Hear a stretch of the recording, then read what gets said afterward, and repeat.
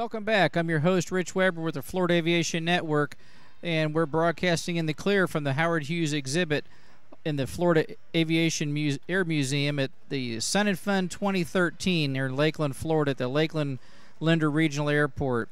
And with us today, I have Judy Rice, the captain with Think Global Flight. Welcome, Judy. Thank you, Rich, very much. And introduce who we have with you today. I have Navigator Fred Nauer. Fred. How you doing, Red? Thanks for coming. And behind my right shoulder, I have Jessica Seaman. Jessica is an international lead student. Hi, Jessica. And off to my left shoulder is Keith Minerva, and he's the national lead student. Excellent. Hi, Keith. Nice to meet you. You too. Great. Well, tell us about your organization. Think Global Flight, an around-the-world flight of adventure promoting education and inspiring students. What does that mean? Yes, what does that mean? Expand on that a little bit. Yes, I certainly can. Within America, STEM is the buzzword: science, technology, engineering, and mathematics. Think Global Flight's all about STEM. It's all about growing our future. And it's growing our future aviators. It's growing our future workforce. Mm-hmm. So, and how do we do that? Tell us. How do we do that? What's the most delightful part of Think Global Flight is that we have almost 10,000 kids all over the world talking to each other, learning the buzzword STEM. International students, the most delightful thing for them is that they learn English proficiency, and they are inspired. Mm-hmm. Keep your microphone. Thank you very much. That's why I have him as a navigator. Anyway, he keeps you straight. That's it. That's it. Very good. Fred, I'll talk a little bit about myself, if you would like. Please. I'll go back. I was a little girl. When I was a little girl, I always wanted to fly. Not one moment in life I cannot remember. I remember looking at picture books and seeing a lady on a wing saying, I'm going to do that someday. I was told good girls do not fly. I became a school teacher. It was really wonderful. At 40 years old, I had my first flight lesson, and that was it. At the same time, I discovered the power of aviation with my students. I've been on this life for 20 years now, and this life is aviation education and growing our future. Excellent. In the meantime, when I was learning to fly, I found the world's best flight instructor that is now my navigator. When I knew I wanted to fly around the world, which was about 10 years ago, I found Fred, and I said, Fred, I emailed him, I'm going to fly around the world. And he texted me back and said, yeah, right, Think Global. And that's how That's where the name came from. Yes. I figured that, if I'm going to go around the world, and it's going to take us 3 months, I really need someone that understands my brain and understands me. And here's Navigator Fred. Excellent. Excellent. So, Fred, tell us a little bit about your background. Well, I was in the Air Force flying backseat in the F4, and when I got out, I went to the FAA and said, I got 1,000 hours of navigator time, what can I do? And they said, go buy a logbook and become a pilot because nobody uses navigators anymore. And I found out right away that with all my experience in the Air Force, I had enough, I was able to teach the students that were my fellow students and tutor them along the way, and I realized that being a flight instructor was one of the best things that I've ever done, and really fit my skill set, as it were. Mm-hmm. And so I've been doing flight instruction all over the country. I'm now stationed up in Minneapolis in the Flying Cloud Airport, teaching out of there. And matter of fact, Judy and I started a Thunderbird Aviation. She was doing one of her youth programs there, and I was helping her there and being her flight instructor at the same time, and now we're flying around the world together. Excellent. Well, I've been into Thunderbird Aviation. I've flown in there myself, actually. How about that? So, and now you're here in Lakeland, Florida, so that's quite a few miles away, isn't it? That's right. And the airplane, we started with the airplane in Prescott, Arizona, and flew that all the way across the country to be part of Sun and Fun this year, to get the experience training in the airplane and get an idea how it's going to feel like to fly across the ocean in this airplane. We're going to talk about that in a minute. Yes. Tell us about the airplane. The airplane is a Cirrus SR-20, It's got the Garmin perspective system in it, which is a glass cockpit with the instruments on Judy's side and the navigation stuff on my side. And in addition to that, we also have a Global Connect system, which is a satellite-based communication system that not only we can send out text messages, we can talk to people like we're on the telephone right over our headsets right in the airplane. And we're working with Iridium satellites right now to figure out exactly what the total process could be. We may even be able to send out live video pictures while we're flying across the world. Well, that'd be exciting. They'd be able to, so you'd be able to send that out, and everybody then could. How would they be able to find that then off the website? Mm-hmm. Off the thinkglobalflight.org. Okay. It will be on the website. We've also got a Facebook page for just looking for Think Global Flight. We're also on Twitter, so we're all over the social media that our young folks here are helping us with. Good. So in the meantime, then between now and when the flight takes place, you'll be able to post updates as far as how they can go on to get these updates during the flight, after you kind of gather a little bit more information from Iridium and everything. Exactly. And we're also using the students as part of our planning process. The 10,000 students that we have right now are working on the research questions that are also part of the website to help us figure out what are the winds going to be, what kind of weather do we expect to have, how far can we fly in this airplane, what kind of extra gas do we need to put in the airplane. Mm-hmm. All those mathematical type questions, science and engineering questions that rather than just a normal math class can take the math stuff one step further and allow them to be able to get a real world connection to why they have to learn all those different subjects. Why it's important, and kind of it sparks their interest, of course, and it makes it a little bit more interesting and not quite so boring as just the basic math classes. They're what it's about. And that's what's going to get them thinking and give them another reason for learning the things that they learn in school. Is like Judy likes to say, it's all about the students. It's all about the kids. And at this time, I'd like to introduce the two most important parts of Think Global Flight. These students are what it's about. And we have college students, we have kindergarten students, again, we have students all over the world. Jessica Seaman is the international lead student. She goes to school here at CFAA. She coordinates the lead students all over the world. Very impressive. She is what it's about. She's going to be a private pilot pretty darn soon. And we have Keith Minerva. He is our national lead student, lives in Jacksonville. Keith is learning to be a private pilot. Jacksonville, that's where I'm from. Yeah. Yes. So they are what it's about. And if you would like to share a few moments about what you do and what you have experienced, and then we'll go to Keith.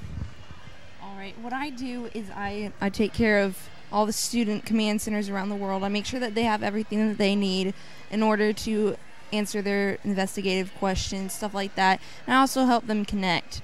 Now, I think the coolest thing's got to be that I will possibly be going to Ghana with Miss Judy Rice to actually go and meet these students. And there's also other opportunities that will take me out of country to go meet all these students that I get to talk to online. Excellent. Now, you said the student command centers around.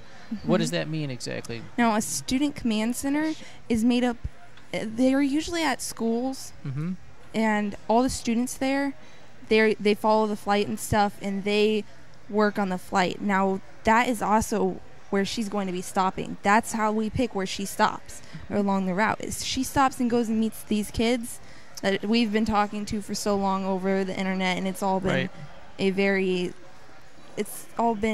very nice to be able to talk to all of them over internet, but she's actually going to get to meet them in real life and get to go and teach them about aviation and tell them about STEM education.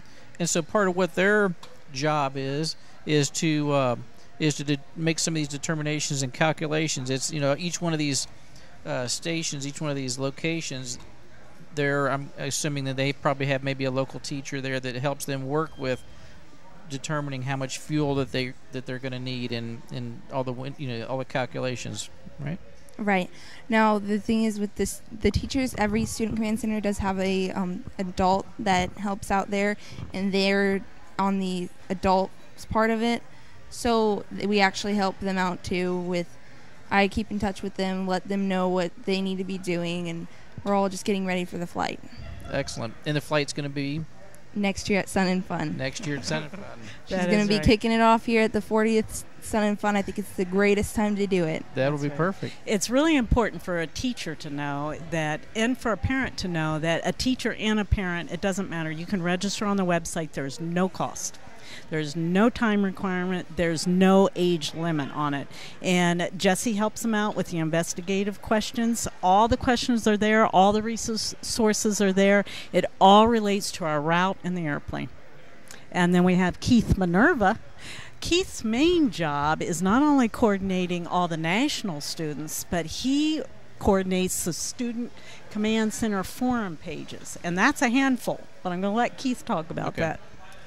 The forum page, like we talked about, is a way for all the student command centers to get connected, and it's where you can post answers, or if you need help with the investigative questions we talked about. So I manage the forum page, so just making sure appropriate stuff is posted, making sure spam is not there. The forum page is just the best way for us to get together. Connected. Connected. They can kind of chat back and forth. Yes. And everybody can post comments about what's going on, what's happening leading up to the flight, as well as probably during the flight. Yes, sir. Excellent. And we are looking for a donor for the development of an app.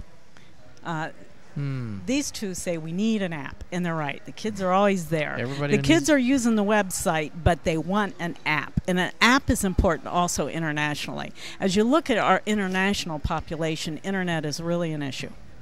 So we have some issues that we need to work through on that. So we want to get the communication to everyone. That's good. So maybe a way to work on the app is maybe post something. Obviously, any of our listeners and our viewers that they're tuned in today, if they have some resources or some knowledge, then that would help. Or maybe even on the website, maybe do you think that the plans might be to put something on the website about what is needed? That's a beautiful Because there might be absolutely. someone that can donate their experience or their knowledge to be able to do that. Absolutely. We have raised $800,000 out of the $1 million we need. A whole lot. A lot of that is in kind. In kind means a whole lot. That helps us get to where we need to go. So, and if you look at the airplane, beautiful Lulu is her name, the Cirrus SR-20. She's parked right outside here. So if you're here at Sun and Fun, please stop by and see us, meet these fine young people, learn about Lulu, learn about our needs, which is the app. We have major donors. You can see their logos on all over the airplane. So we look forward to meeting everyone. Excellent. So some of the things for some of these students in other countries, then, as you meet them, this is obviously going to just make a connection, but it's also going to kind of reinforce some of the things that they're learning with the STEM as well. Yes, absolutely. A lot of it is math. A lot of it is science. And, of course, the technology of the airplane. Lulu is a perfect platform for STEM. She is technology. I personally own a Grumman Yankee, and I love my little Grumman. He's steam gauges. Right. It's not the kind of airplane these guys want. Things are changing. I know. Yes. So, as we are using the Iridium satellite and we're transmitting back to these students, they're going to see this technology in action. And also on the website, part of the questions are about the Garmin perspective. Oh, and so then they can learn about the Garmin perspective. They can learn it. And The POH, pilot, and these guys know what that means. Pilot Operating Handbook is on the website right there for them to use. Excellent. And that's going to also kind of foster some more thinking on their part, and once again realizing that it doesn't have to be quite as boring learning math and some of the educational parts of it, and engineering, and as well as making a real life application with it. Yes, I was not like Jesse or Keith. Quite such a good student. I was a good student, but when it came to science, I kind of was falling asleep until I learned to fly. And then it's like, oh my gosh, what did I miss? And they're what it's about. So then part of the national and international jobs that you two have are then to communicate with the students over there and find out what other things that you're going to see when you get there, and how you can spread the word of the Think Global flight, and what other there may be some things that you want to see, like sightseeing, and then pass it on through through some of the technology, just through the website or through the satellites and stuff, where you can then, like you said, play that live, if you will, back to everyone here and anybody that's tuned in. Right? That's a very good point, because we are videotaping, and because of the time zones, when it's when it's practical, we're transmitting live back all the cultures. That's as important as the STEM is the culture component, especially for our American students. To know how fortunate we really are. We're very fortunate, and especially in aviation. Yes, because our youth, that's the future of aviation, and so it's important to get them involved and get them to where they're interested and want to fill in behind us as well. So it's exciting, isn't it? It's very exciting. Excellent. And we're bringing the excitement to the world, and especially to our kids. Well, making the global flight now. Tell me quickly how much area are you going to cover then?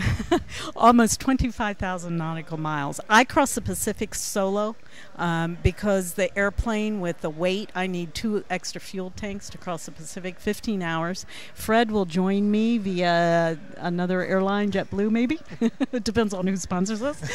So Fred will join me in Hilo, Hawaii. Fred, you want to quickly go through? I think we're running down. 1 minute. Okay, then after Hawaii, we'll go down to Christmas Island, because now you have to island hop to stay close enough for the amount of fuel we'll have. Mm-hmm. Samoa, New Caledonia, Australia, then through Southeast Asia, India, Middle East, some way into Europe, and then back here. Excellent. Well, you guys have quite an adventure going on, and we really appreciate you guys taking the time to come talk with us, Fred. Thank you, Rich. And making the time to do that with us. And listen, everybody, stay tuned. We've got more information for you. We've got more speakers. We've got a great lineup. So tune in from the Florida Aviation Network. This is your host, Rich Weber. We'll see you soon.